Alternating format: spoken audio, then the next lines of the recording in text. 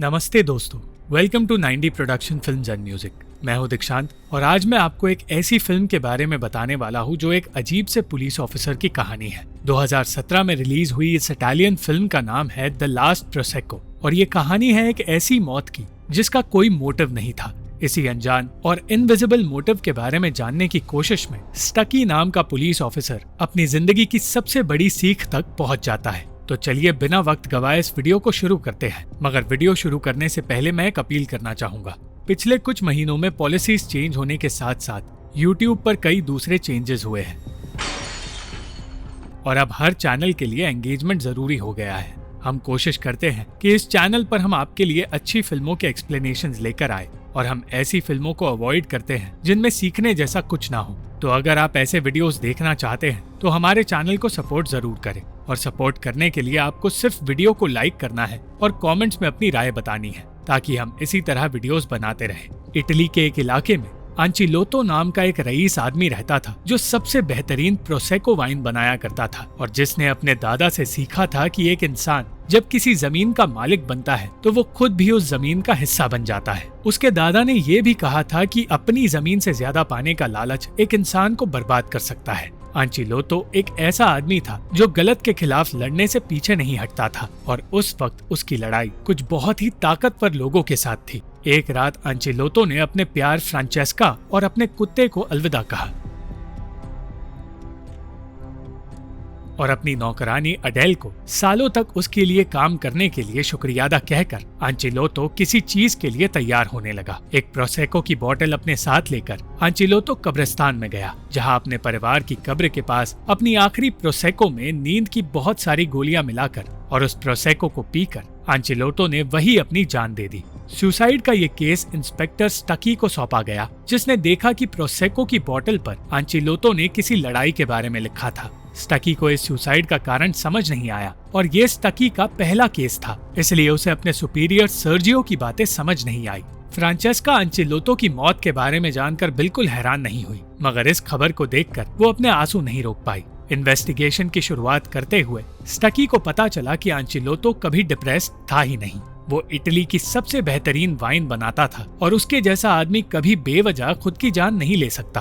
Case से ज्यादा स्टकी अपनी निजी जिंदगी में गुम था क्योंकि उसके मामा उसके पास रहने आ गए थे और ओलाफ नाम का 13 साल का लड़का उसे चेस में हराए जा रहा था। इस बीच स्टकी को खबर मिली कि पोस्टमार्टम रिपोर्ट के मुताबिक आंचिलोतो के पेट में ट्यूमर था और अब स्टकी को सुसाइड का मोटिव समझ आ गया। दूसरी ओर फ्रांचेस्का देर रात आंचिलोतो के घर में एक गन लेकर घुसी और अचानक स्टकी को ये खबर मिली कि उसी इलाके में किसी का कत्ल किया गया है।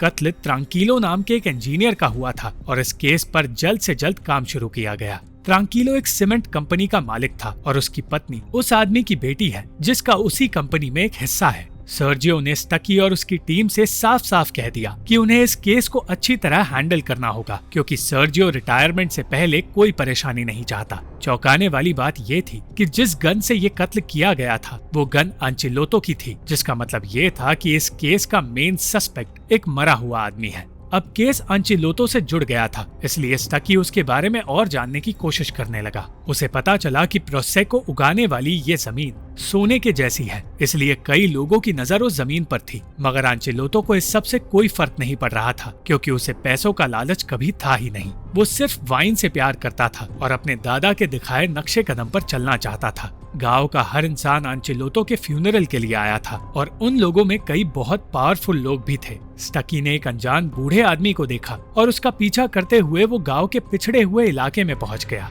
इसाको नाम का वो आदमी कब्रिस्तान की देखरेख का काम करता है और आंचिलोतो की मौत से बहुत ज्यादा परेशान है। ये जानकर स्टकी सोच में पड़ गया और वहाँ से निकलकर आंचिलोतो के घर में चला गया जहाँ उसे अडेल मिली। अडेल के जरिए उसे आंचिलोतो के कुत्ते के बारे में पता चला, मगर अडेल भी नहीं जानती थी कि वो कुत्ता अब कहाँ है। ठीक उस वक्त आंचिलोतो की वारिस उसकी वो बेटी सेलिंडा वहाँ आ गई जो कभी आंचिलोतो के साथ रहती तक नहीं थी। सेलिंडा ने साफ साफ कह दिया कि उसके पिता ने उसे और उसकी माँ को छोड़ दिया था और वो यहाँ सिर्फ जायदाद के लिए आई है। वो उस घर को बेचने वाली थी और अडेल इस बात से खुश नहीं थी। इसाको कब्रिस्तान में मौजूद हर कब्र को इंसानों की तरह देखता है और उनसे बातें करने के साथ साथ उनका ख्याल भी रखता है, मगर इसाको से ज्यादा स्टकी का ध्यान उस केस पर था और उसी केस के बारे में सोचते हुए उसे याद आया कि आंचेलोतो के घर के सामने ट्रांकिलो की सीमेंट फैक्ट्री है, जिसके धुएं से पेड़ पौधों को नुकसान हो रहा है। वो ये जानने की कोशिश करने लगा कि आखिर उस फैक्ट्री में ऐसी क्या चीज जलाई जा रही है। स्टकी को यकीन था कि आंचेलोतो का सुसाइड ट्रांकिलो के कत्ल से जुड़ा हुआ है और सर्जियो भी उसकी इस बात से सहमत था। इससे पहले कि स्टकी आगे की कार्रवाई करता, उसके लिए उसके नए जैकेट से पीछा छुड़ाना ज्यादा जरूरी था, क्योंकि हर किसी को वो जैकेट अजीब लग रहा था। जैकेट से पीछा छुड़ाकर वो उन लड़कों के पास गया जो आंचेलोतो के लिए काम करते थे और जिन्होंने अतीत में कई गुनाह भी किए थे, मगर उनसे बात करने के लिए स्टकी को उनके साथ एक गेम खेलना पड़ा। और गेम हारने के बाद उसे बताया गया कि देर रात आंचेलोतो के घर में एक भूत नजर आता है और वो भूत शायद किसी औरत का है। उसी इलाके में एक शूटिंग रेंज है जहां आंचेलोतो जाया करता था। रेंज के मालिक ने बताया कि आंचेलोतो को निशाना लगाना आता ही नहीं था, इसलिए वो एक अनजान लड़की के साथ आया करता था जिसका नाम कोई जानता नहीं, मगर उस लड़की के हाथ पर चिपकली का एक टैटू है। उसी लड़की के बारे में और जानने के लिए स्टकी गांव के लोगों से पूछताछ करने लगा। एक बार फिर से स्टकी के सामने इसाको आया और उसे पता चला कि गांव वाले उसे पागल समझते हैं, क्योंकि वो कब्रिस्तान में मौत और ट्यूमर की बातें करता रहता है। ये बात सामने आई कि आंचेलोतो पिछले साल पुलिस के पास एक कंप्लेंट लेकर गया था। उसका कहना था कि सीमेंट की फैक्ट्री की वजह से पोल्यूशन फैल रहा है, मगर उस फैक्ट्री की छानबीन करके डॉक्टर सार्तोरी ने एक ऐसी रिपोर्ट तैयार की जिसमें ये बताया गया कि फैक्ट्री से निकल रहे धुएं से किसी को कोई नुकसान नहीं हो सकता। स्टकी ने जब सार्तोरी से इस रिपोर्ट के बारे में पूछा तो वो अपने फैसले पर अड़ा रहा, मगर जब स्टकी ने उससे आंचेलोतो के बारे में पूछा तो वो घबरा गया और स्टकी समझ गया कि दाल में कुछ काला है। स्टकी अब हर किसी पर नजर रखने लगा और उस मीटिंग का भी हिस्सा बना जिसमें एक आखिरी बार आंचेलोतो को अलविदा कहकर उसकी वसीयत पढ़ी जा रही थी। वसीयत में उसने साफ साफ लिखा था कि इस बर्बादी के लिए जो लोग जिम्मेदार हैं, वो सब उसी कमरे में मौजूद होंगे जिस कमरे में ये चिट्ठी पढ़ी जा रही है, और उन्हीं लोगों ने हवा में जहर मिलाकर सब कुछ बर्बाद कर दिया है। ये सुनकर सार्तोरी गुस्से में वहाँ से निकल गया और सेलिंडा भी परेशान हो गई। उसने स्टकी को बताया कि वसीयत की आखिरी लाइन में ये लिखा था कि आंचेलोतो मौत के बाद भी अपनी लड़ाई नहीं छोड़ेगा। स्टकी सेलिंडा के साथ आंचेलोतो के तहखाने में गया और वहाँ उसे एक खुली हुई बोतल मिली। ठीक उस वक्त स्टकी को बताया गया कि उन्होंने टैटू वाली लड़की को ढूंढ निकाला है। बिना वक्त गवाए स्टकी उस लड़की यानी कि फ्रांचेस्का से मिलने निकल पड़ा। पहले तो फ्रांचेस्का कुछ बताना नहीं चाहती थी, मगर स्टकी ने कह दिया कि वो उसके और आंचेलोतो के रिश्ते के बारे में जानता है और उसे लगता है कि ट्रांकिलो का कत्ल फ्रांचेस्का ने ही किया है। फ्रांचेस्का ने ये कबूल तो किया कि मरने से पहले आंचेलोतो ने उसे अपनी गन देकर कहा था कि उसे उसका कत्ल करना होगा, मगर फ्रांचेस्का ने वो कत्ल नहीं किया है और वो ये नहीं जानती कि असली कातिल कौन है। स्टकी को उसकी बातों पर भरोसा नहीं हुआ, इसलिए उसने उसे गिरफ्तार करने का फैसला किया, मगर तभी उसे पता चला कि किसी ने डॉक्टर सार्तोरी को भी जान से मार दिया है। इस मौत को देखकर इसाको खुश हो गया, क्योंकि उसे लगा कि ये कत्ल आंचेलोतो की आत्मा ने खुद किया है, और स्टकी जल्द से जल्द आंचेलोतो की गन ढूंढने तहखाने में गया। फ्रांचेस्का के बताए तरीके से वो उस तहखाने के छिपे हुए हिस्से में पहुंच गया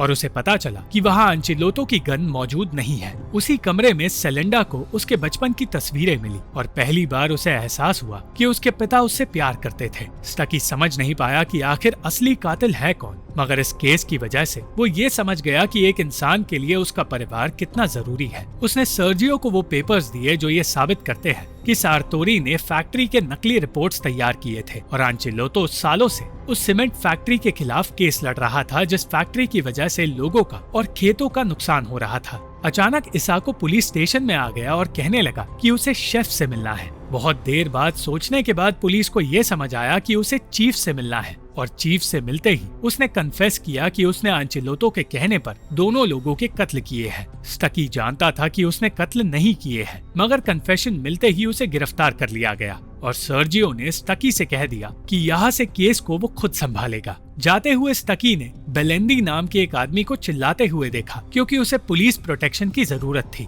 घर पहुँचने पर उसे पता चला कि उसके मामा ने अपने लिए एक घर ढूंढ लिया है और वो हमेशा के लिए वहाँ से जा रहे हैं, मगर जाने से पहले उन्होंने स्टकी को उसके पिता की एक जैकेट दी और कुछ तस्वीरें दिए, जिन्हें देखकर वो इमोशनल हो गया। वो सेलिंडा के साथ वक्त बिताने निकल पड़ा और उसके साथ आंचेलोतो की कब्र पर गया। उसने देखा कि कब्र पर जंग लगा हुआ है और अचानक एक पेपर निकालकर वो कब्रिस्तान में मौजूद सारे नाम देखने लगा। सेलिंडा समझ नहीं पाई कि आखिर वो क्या कर रहा है, मगर सच ये था कि स्टकी के हाथ में जो पेपर था उसमें उन लोगों के नाम थे जिनकी मौत ट्यूमर से हुई थी। उन सभी लोगों में से एक मातेओ नाम का लड़का भी था जो आंचेलोतो की नौकरानी अडेल का पोता था। वो समझ गया कि आंचेलोतो और अडेल जानते थे कि गाँव वालों की मौत के जिम्मेदार कौन है और अडेल ने ट्रांकीलो और डॉक्टर सार्तोरी का कत्ल किया है। अडेल अपने आप को स्टकी के हवाले नहीं करना चाहती थी, मगर जब स्टकी ने बताया कि उसके केस की अच्छी तरह जांच की जाएगी और गांव वालों को इंसाफ दिलाया जाएगा, तो अडेल ने अपनी गन उसे सौंप दी।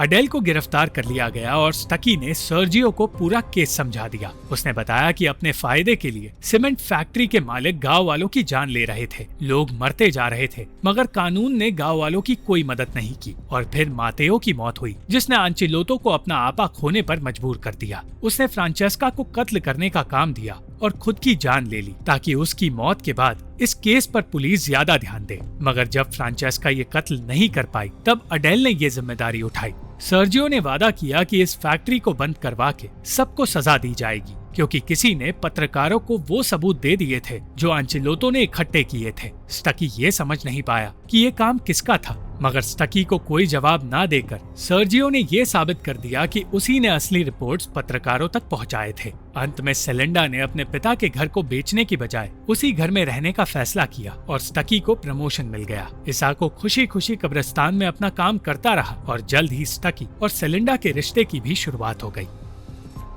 Thank you for watching this video. अगर आपको ये वीडियो पसंद आई तो इस वीडियो को लाइक, शेयर और इस वीडियो पर कमेंट जरूर करें और इस चैनल को सब्सक्राइब करना मत भूलना।